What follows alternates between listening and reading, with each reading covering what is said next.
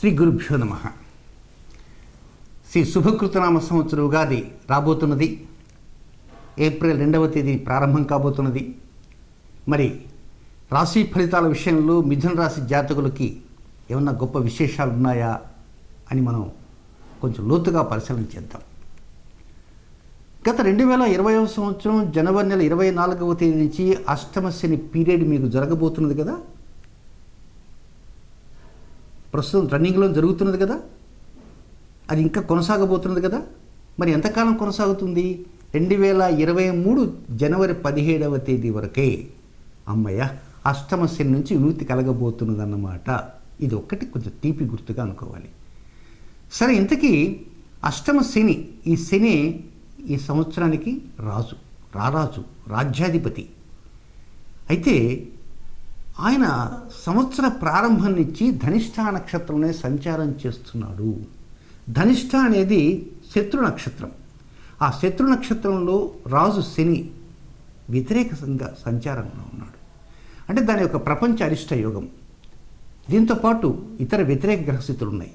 కనుక వీటన్నిటినీ క్యాల్కులేట్ చేసుకుంటూ వస్తే మిథున రాశి వారికి 11 ఆదాయం అయితే 5 ఖర్చు కనపడుతుంది. పర్వాలేదు, కొంతవరకు మిగిలించుకోవటానికి అవకాశాలుంటూ రాబోతున్నాయి. ఇక రాజ్యపూజ్యము అవమానాన్ని కనుక పరిశీలిస్తే శభాష్ అనేవాడు ఇద్దరు ఉంటే ఏమిటోనండి, ఆయన చెప్పేది మాకేం అర్థం కావట్లేదండి, ఆయన వదిలేద్దామండి అనేవారు ఇద్దరు ఉంటారు. సమానంగా ఉన్నారు. దాని గురించి ఆలోచన అక్కర్లే. ఇక వ్యతిరేక గ్రహస్థితులు ఈ సంవత్సరం అంతా ఉన్నాయి కనుక ప్రధానంగా రాజే 347 రోజులు ధనిష్ఠ నక్షత్రంలో సంచారం చేస్తున్నాడు కనుక వీటన్నిటిని క్యాల్కులేట్ చేస్తే పురుషులకి 39% మాత్రం అనుకూలము, చాలా తక్కువ యావరేజ్. స్త్రీలకైతే కేవలం 35% మాత్రమే అనుకూలము, చాలా తక్కువ పర్సెంటేజ్ అన్నమాట. ఒకవైపు అష్టమ శని పీరియడ్ కనబడుతున్నది, రెండవ వైపు రాహువు లాభస్థానంలో వెళ్ళబోతున్నాడు. ఎప్పుడు? ఏప్రిల్ 12వ తేదీ. లాభస్థానంలోకి వెళ్ళినప్పటికీ కూడా ఆ స్థానంలో రాహువుకు శత్రువుగా ఉండే కుజుడు కూడా వచ్చి చేరతాడు. కనుక కొన్ని వ్యతిరేక గ్రహస్థితులు ఉన్నాయి. దీనికి తోడు ఏప్రిల్ 29వ తేదీ నుంచి జూలై 12వ తేదీ వరకు శని అతిచార నడక కూడా ఉంది. ఇక శని కుజుల సంఘర్షణ ఏప్రిల్ 4వ తేదీ, కుజరాహువుల సంఘర్షణ. దానికి తోడు కుజుడు మీకు 12వ స్థానంలో అంటే ఖర్చు స్థానంలోనే స్తంభించడం, చంద్రగ్రహణాలు, సూర్యగ్రహణాలు ఇవన్నీ ఉన్నాయి కనుక వీటన్నిటిని కనుక కంపేర్ చేసుకుంటూ అసలు ఫలితాలు ఎలా ఉంటాయి ఏమిటి అనేటువంటి రీతిలో మనం ముచ్చరించుకోబోతున్నాం. మరి ఇలాంటి వ్యతిరేకతలు ఉన్నప్పుడు మనకి ఏదన్నా అనుకూలతలు కలగడానికి రెమెడీస్ ఉన్నాయంటే అద్భుతమైన రెమెడీ కూడా నేను తెలియజేయబోతున్నాను. ముఖ్యంగా ఉద్యోగము, కెరీర్, వ్యాపారము ఈ విషయాల్లో మాత్రం 22% మాత్రమే అనుకూలంగా ఉంది. కనుక ఉద్యోగంలో మీకు ఏదైనా కోపతాపాలు కనుక అధికంగా ఉన్నప్పుడు ఆవేశంగా రాజీనామా చేద్దామని మాత్రం అనుకోవద్దు. ఒక్కోసారి మీరు ఆల్రెడీ రాజీనామా చేశారనుకో, కొత్త ఉద్యోగం దొరకాలంటే చాలా కష్టపడాలి. ఎన్నో రకమైనటువంటి వ్యయ ప్రయాసాలు కూర్చి ముందుకు నడవాలి. ఆర్థిక లావాదేవీలు ఒక్కోసారి ఉన్నపలంగా కుప్పకూరేటువంటి అవకాశాలు వస్తుంటాయి. మీరు అనుకున్నట్లుగా ఆర్థికంగా పుంజుకుందాం అనుకుంటే కొంచెం కష్టంగా ఉంటుంది. కనుక స్పెక్యులేషన్ జోలికి వెళ్ళకండి. రుణభారం ఎక్కువ పెరిగే అవకాశాలు ఉంటాయి. కనుక ఇక్కడ అప్పు చేశారు, ఈ అప్పు తీర్చడానికి మరొక చోట అప్పు చేసి ఆ అప్పు తెచ్చి దీనికి కట్టేసేసి ఏదో రొటేషన్ చక్రవర్తిలాగా ఉందాం అనుకో మాత్రం వద్దు.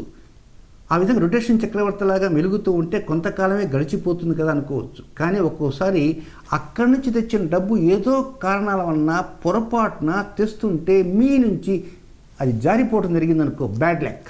అప్పుడు ఏం చేస్తారు? ఇక్కడ అప్పు, అక్కడ అప్పు, ఈ 2 అప్పులను తీర్చడానికి 3వ అప్పుకి వెళ్ళాలి. అలాంటి పరిస్థితులు కూడా వచ్చే అవకాశం ఉంది. కనుక అనవసరమైనటువంటి వ్యక్తుల దగ్గర రుణం చేయకండి. రుణభారాన్ని వీలైనంత వరకు తగ్గించుకోవాలంటే ఏ విధంగా తగ్గించుకోగలము? అవకాశాలు లేవు కదా. కనుక వృత్తిలో ఏమన్నా డెవలప్మెంట్స్ ఉన్నాయంటే డెవలప్మెంట్స్ తక్కువ.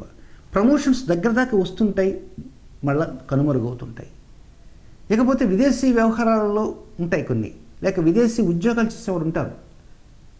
కొన్ని చోట్ల తుమ్మితే ఊడిపోయే ముక్కులాగా పరిస్థితులు ఉంటుంటాయి. అందుకే పురుషులకి 39% అనుకూలము, స్త్రీలకి 35% అనుకూలం.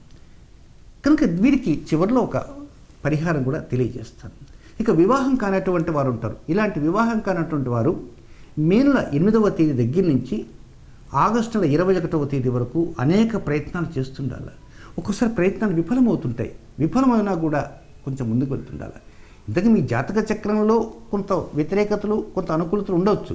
కానీ ఓవరాల్గా చెప్పేటువంటి ఫలితం ప్రకారంగా మీరు ఎన్నో రకమైనటువంటి ప్రయత్నాలు చేస్తే కానీ సఫలమయ్యేటువంటి అవకాశాలు లేవు. సంతానం కోసం పరితపించేవారు ఉంటారు. వారికి అవకాశాలు దగ్గరకు వచ్చేస్తాయి. ఇంకెంతండి, అయిపోయిందండి, ఇంకా మాకు చాలా వరకు చాలా సంతోషంగా ఉన్నామండి అని అనుకుంటున్న చివరి క్షణంలో ఎక్కడో చిన్నపాటి లోపం వచ్చిన కారణంగా మైనస్ పాయింట్స్ వచ్చే అవకాశాలు ఉంటాయి. అలాగే రాజకీయ రంగం కావచ్చు, సినిమా రంగం కావచ్చు, సాహిత్య రంగం కావచ్చు, విద్యారంగం కావచ్చు, ఉద్యోగ రంగం కావచ్చు, వాహన రంగం కావచ్చు, రంగం ఏదైనా సరే మీరు ఆలోచన ఒక్కోసారి వ్యతిరేకంగా ఉంటాయి. మీరు చాలా న్యాయంగానే నడవాలనుకుంటారు. కానీ మీరు ఎంత న్యాయంగా నడిచినా, ధర్మంగా నడిచినా కూడా కర్మప్రభు అయినటువంటి శని ఒక్కోసారి సమస్యలు తెచ్చేటువంటి అవకాశాలు ఉంటాయి. సో ఇలాంటి పరిస్థితుల్లో మీరు తప్పటడుగులు వేసే అవకాశాలు ఉంటాయి. కనుక ప్రతి చోట ప్రతి అడుగు వేసే సమయంలో చాలా జాగ్రత్తగా ఆచితూచి వేయాలి. ఆగస్టు నెల 16వ తేదీ దగ్గర నుంచి సెప్టెంబర్ నెల 23వ తేదీ మధ్యకాలంలో ఆర్థికంగా బలోపేతం కావాల్సిన అవసరం ఉంది. ఆ సమయంలో మీకు డబ్బు అవసరం, ఆదుకునే వాళ్ళు ఉండాలి. కానీ ముందునిచ్చి ఆ సమయాన్ని మనకు డబ్బు ఎవరు అందిస్తారు? మనకు ఒకవేళ బ్యాంకులో డిపాజిట్లు ఉంటే ఆ డిపాజిట్లు కొంతవరకు మన సహాయ సహకారం అందించవచ్చు అనే ధైర్యం ఉంటుంది. అలాగే దీపావళికి ముందు ఒక వారం నుంచి దీపావళి తర్వాత మరొక 11 రోజులు, ఆ సమయంలో కూడా హెల్త్ పాయింట్లో జాగ్రత్తలు తీసుకోవాలి, ఉద్యోగంలో జాగ్రత్తలు తీసుకోవాలి, పై అధికారులతో కోపతాపాలకు వెళ్ళకూడదు, సహ ఉద్యోగులతో చాలా జాగ్రత్తగా మాట్లాడాలి. మీకు పీకల దాకా కోపం ఉండొచ్చు వారి మీద, కానీ మీలో అంత కోపం ఉందనేటువంటి విషయం వారు గమనించకుండా జాగ్రత్త పడాలి. డిసెంబర్ నెల రాగానే డిసెంబర్ నెల చివరి వారం నుంచి ఫిబ్రవరి నెల దాకా కుజగ్రహం స్తంభించబోతున్నాడు ఖర్చు స్థానంలో. కనుక సమస్యలు అనేవి ఎక్కువ కనపడుతుంటాయి. కొన్ని సమస్యలు కనపడవు, చాపకింద నీరులా పారాడుతుంటాయి. ఇలాంటి పరిస్థితుల్లో తొందరపాటు నేల తగదు, చాలా జాగ్రత్తగా వెళ్ళాలి, చక్కని పరిహారాలతో ముందుకు వెళ్తుండాలి. కనుక ఒక మంచి పరిహారం లాంటిది మీకు నేను తెలియజేయబోతున్నాను. ఇదేమిటంటే, రారాజు ఆయన 354 రోజుల పాటే శుభకృతిలో 347 రోజుల పాటు ఆయన వ్యతిరేక నక్షత్రంలో సంచారం చేస్తున్నాడు. బృహత్ సంహిత అనే గ్రంథంలో శనిచార అధ్యాయం అనేటువంటి చాప్టర్లో చాలా స్పష్టంగా ఉంది. ధనిష్ట నక్షత్ర సంచారం ఒక ప్రపంచ అరిష్ట యోగము. ఇలాంటి ప్రపంచ అరిష్ట యోగం ఉన్నటువంటి ఈ తరుణంలో రాజు శని కావటం కొంత ఇబ్బందికరం. అందుచేతనే ఏప్రిల్ 29వ తేదీ నుంచి జూలై 12వ తేదీ వరకు 75 రోజుల పాటు శని అతిచారంగా నడుస్తాడు. మీ రాశికి 9వ స్థానంలోకి పోతున్నాడు. 9వ స్థానంలో శని సంచారం మంచిది కాదు. అదే జాతకాలలో అయితే 9వ స్థానంలో శని సంచారాన్ని పితృదోషము అంటారు. పితృదోషం అంటే ఏంగా తండ్రికి ఏదో సమస్యలు వస్తాయని మాత్రం అనుకోకండి సుమా. కానీ 75 రోజుల పాటు ఆయన అతిచార నడక. అందుచేత శనికి మరొక నక్షత్రం ఉంది, అదే ఉత్తరాభాద్ర నక్షత్రము. ఏప్రిల్ 29 శని అతిచార నడక ప్రారంభం కాగానే ఏప్రిల్ 30వ తేదీ చైత్ర అమావాస్య, ఆ రోజు ఒక పాక్షిక గ్రహణం కూడా జరగబోతున్నది. అది భారతదేశంలో కనపడదు. కనుక భారతదేశంలో కనపడదు ఏప్రిల్ 30. మీరేం వరి కానక్కర్లేదు, కానీ దాని ప్రభావం మాత్రం ఉంటూనే ఉంటుంది. ఆ ఏప్రిల్ 30వ తేదీ సూర్యోదయానికంటే ముందు, ఆ రోజు కూడా శనివారమే, సూర్యోదయం కంటే ముందు ఒక గంట, సూర్యోదయం 5:30 దానికి బిఫోర్ 1 అవర్ అంటే 4:30 నుంచి సూర్యోదయం దాకా తూర్పు ఈశాన్య భాగంలో గురుశుక్రులు దేదీప్యమానంగా కనపడుతుంటారు, దర్శనమివ్వబోతుంటారు. గురుశుక్రుల ఆలింగనం జరగబోతున్నది. కనుక స్నాన సంధ్యాదులు పూర్తి కాకపోయినా చక్కగా కాలకృత్యాలు తీర్చుకొని పాద ప్రక్షాళన చేసుకొని దంతధావనం అంతా పూర్తి చేసుకొని 4:15 నుంచి వేకువజామున ఆ తూర్పు ఈశాన్య మూలలో వెయిట్ చేయండి. గురువు శుక్రుడు దేదీప్యమానంగా దర్శనమిస్తారు. ఉత్తరాభాద్ర నక్షత్రం ఇస్తారు. పైగా ఆ గురువు శుక్రుడు, గురువుకి అది స్వక్షేత్రం, సొంత ఇల్లు. శుక్రుడికి అది ఉచ్చక్షేత్రం.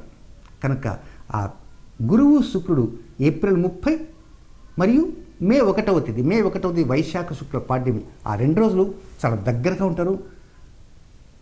అద్భుతమైన కాంతితో వారు విరాజిల్లుతుంటారు. మే 2, 3, 4 అట్లా మే 12వ తేదీ దాకా చూడవచ్చు. మే 13వ తేదీ అనవసరం. ఎందుకంటే మే 12 తర్వాత శుక్రుడు రేవతి నక్షత్రంలోకి వెళ్ళిపోతాడు. కనుక ఉత్తరాభాద్ర నక్షత్రంలో ఆ ఇరు గ్రహాలు ఉన్నంత వరకే మనకు అనుకూలం. సో ఏప్రిల్ 30, మే 1వ తేదీ చక్కగా దర్శనం చేసుకోండి. ఆ తర్వాత కూడా దర్శనం చేసుకోండి. దీంతోపాటు లలిత సహస్రనామ స్తోత్రంలో ఒక ప్రత్యేకంగా 2 శ్లోకాలు ఉన్నాయి. 100వ శ్లోకం, 101వ శ్లోకం. 100వ శ్లోకంలో 2 లైన్లు, 101వ శ్లోకంలో 2 లైన్లు, మొత్తం 4 లైన్లు. అయితే మిథున రాశిలో జన్మించిన జాతకులు ఏప్రిల్ 29 నుంచి జూలై 12వ తేదీ మధ్యకాలంలో వచ్చేటువంటి బుధవారాలలోనే ఈ పరిహారం పాటించాలి. ఏంటి? ఆ తల్లిని ప్రార్థించండి, లలితా పరమేశ్వరిని. మేము ఆ శ్లోకాలు నోరు తిరగవండి అనుకుంటే ఓం శ్రీమాత్రే నమః అనుకుంటూ ప్రత్యేకంగా స్నిగ్ధౌదనము అంటారు. అంటే తడిసిన అన్నం. తడిసిన అన్నం అంటే నీటిలో తడిసిన అన్నం కాదండి. స్నిగ్ధౌదనం అంటే ఒక 5 చెంచాలు అన్నము, 2 చెంచాలు నెయ్యి. 5 చెంచాలు అన్నంలో 2 చెంచాలు నెయ్యి. ఈ 2 కలపండి. జస్ట్ కొద్దిగా మాత్రమే కలపండి. ఆ తల్లికి నివేదన ఇచ్చేయండి. అంతే తప్ప ఒక 1/2 కేజీ బియ్యం వండుతాము అని మాత్రం అనుకోకండి. మీరు ఎట్లా అన్నం వండుతారు కనుక ఒక గరిటె తీసుకోండి. ఆ గరిటెకు తగ్గట్టుగా 5 చెంచాలు ఉడికిన అన్నానికి 2 చెంచాలు నేతి లెక్కన కలిపి నైవేద్యం పెట్టి ఆ పెట్టినటువంటి నైవేద్యాన్ని మీరు ఇంటిల్లపాది చక్కగా తీసుకోవచ్చు. మీరు మిథున రాశి కాదు, మరొక రాశి, మీ కుటుంబంలో ఎవరో ఒకరు మిథున రాశి ఉన్నారనుకోండి, ఈ పరిహారం పాటించండి. లేదా మిథున రాశి వారు లేరు, వదిలేసేయండి. కనుక మిథున రాశి వారు ఏర్పాటు చేసిన నైవేద్యాన్ని అందరూ కూడా చక్కగా ప్రసాదంగా స్వీకరించవచ్చు. ఇక ఈ ప్రకారంగా ఏప్రిల్ 29 నుంచి జూలై 12వ తేదీ మధ్యకాలంలో వచ్చేటువంటి బుధవారాల్లోనే చేయండి. ఇలా చేస్తుంటే మీ ఉద్యోగంలో డెవలప్మెంట్స్ కొంతవరకు అనుకూలంగా వస్తాయి. దీంతోపాటు చాలా కాలం నుంచి పరిష్కారం కాకుండా ఉన్నటువంటి కొన్ని పరిష్కార దిశగా అవుతాయి. మీరు పరిహారం అయితే నివేదన చేశారు, కానీ ఆ గురుశుక్రుల యొక్క దర్శనం కూడా మీకు కావాలి. కనుక గురుశుక్రులు చక్కగా దర్శనం చేసుకోండి. గురుశుక్రులను దర్శనం చేసుకుంటూ ఆ తల్లిని ప్రార్థన చేయండి. చక్కగా ఇంట్లో గృహంలో కూడా మధ్యాహ్నం భోజనానికి ముందే మీ పూజా మందిరంలో లలితా పరమేశ్వరుని ధ్యానించండి. ఇంతకుముందు 2 నెలల నుంచి నేను వీడియోలు మీకు అందించలేకపోయాను కొన్ని అనారోగ్య కారణంగా. ఇప్పుడు మళ్ళా తిరిగి ఆరోగ్యవంతుడిగా వచ్చాను కనుక మీ ముందుకు వచ్చాను.